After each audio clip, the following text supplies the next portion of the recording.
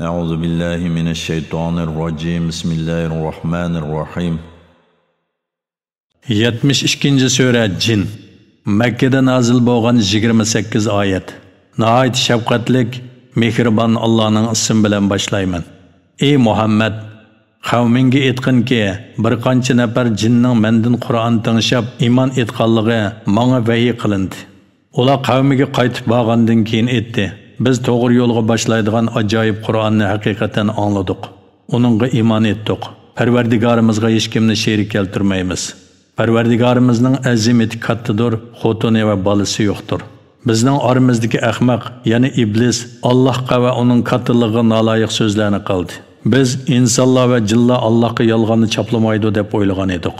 İnsanlardan ba'zi kishilar jinlardan bo'lgan ba'zi kishilarga sig'inadi. Shuning bilan jinlar texmo takabburlashib ketdi. Ular yana insonning kuffarlari sizlarga o'xshash Alloh hech odamni o'lgandan keyin tirildirmaydi deb gumon qildi. Jinlar aytdi: Biz osmon ahlining so'zlarini tinglash uchun osmonga chiqishni tiladik. Osmonning kuchli muhofizatchilar, ya'ni farishtalar bilan va ko'ydirguvchi yulduzlar bilan to'lib ketganligini bayqadik. Biz hamisha o'g'irlikchi tinglash uchun osmonning o'ltirishga bo'ladigan joylarda o'ltiratdik. Kimki hamda o'g'irlikchi anglashga urinadigan, uni kuzatib turgan ko'ydirguvchi yulduzlarni bayqaydi. Biz jinlar jamoasi zamindagilarga yomonlik iroda qilindimi yoki Parvardigori ularga yaxshilik iroda qildimi bilmaymiz. Bizning ichimizda yaxshilarmi va uningdan tuvan turdiganlarmi bor? Biz turli yo'llarga bo'lindik. Biz jazman ishondikki, Allohning o'z irodasini ishga oshirishdan hargiz ojiz qilolmaymiz. Uning azobidan qochib qutulolmaymiz. Biz hidoyatni, ya'ni Qur'onni anglagan chig'imizda uningga iymon keltirdik.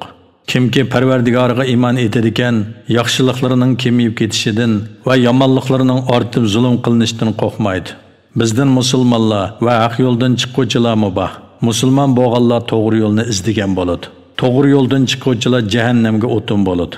Agar ular yana kuffarlar to'g'ri yo'lda bo'lsa edi, ularni sinash uchun mo'l yomg'ir yog'dirib berardik.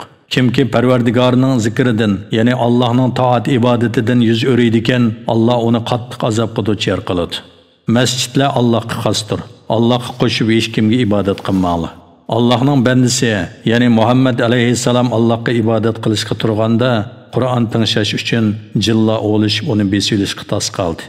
Ey Muhammad, diningdan yenib ketishingni talab qilgan bu kuffarlarga aytqinki, Parvardigorimga ibodat qilaman, uningga hech ahadini sherik keltirmayman.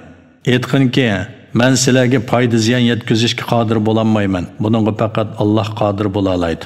Aytqinki, agar men Allohga osi bo'lsam, meni Allohning azobidan hech kishi qutqizolmaydi.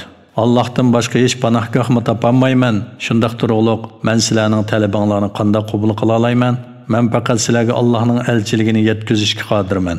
Kimki Allohga va uning payg'ambariga osilik qiladi ekan, ya'ni kimki Allohni va Allohning payg'ambarini inkor qiladi ekan, Allohga muloqot bo'lishga ishonmaydi ekan, Allohning oyatlariga quloq solishdan yuz o'raydi ekan, u do'zax azobiga duchor bo'ladi. Do'zaxda mangu qoladi. Ular yana mushriklar ogohlantirilgan azobni ko'rgan chaqda kimning yordamchisi ojiz, ya'ni soni oz ekanligini biladi. Ey Muhammad, ularga aytqinki, sizlarga ogohlantirilgan azob yaqinmi yoki Parvardigorim uningga uzoq vaqt tayin qilamdi uqmayman. Alloh g'aybni bilguvchidir, o'zining g'aybidan hech bir odamni xabardor qilmaydi. Faqat Alloh o'zi mamnun bo'lgan payg'ambariga ba'zi g'aybni bildirdi, uning oldiga va orqasiga ko'zatuvchi farishta sep qo'ydi. Bu Allohning uning ya'ni payg'ambarning Allohning elchiligini yetkazganligini bilib turish uchundir. Allah ularning so'z harakatlarini to'liq bilguvchidir, har shayning sonini to'liq egallaguvchidir.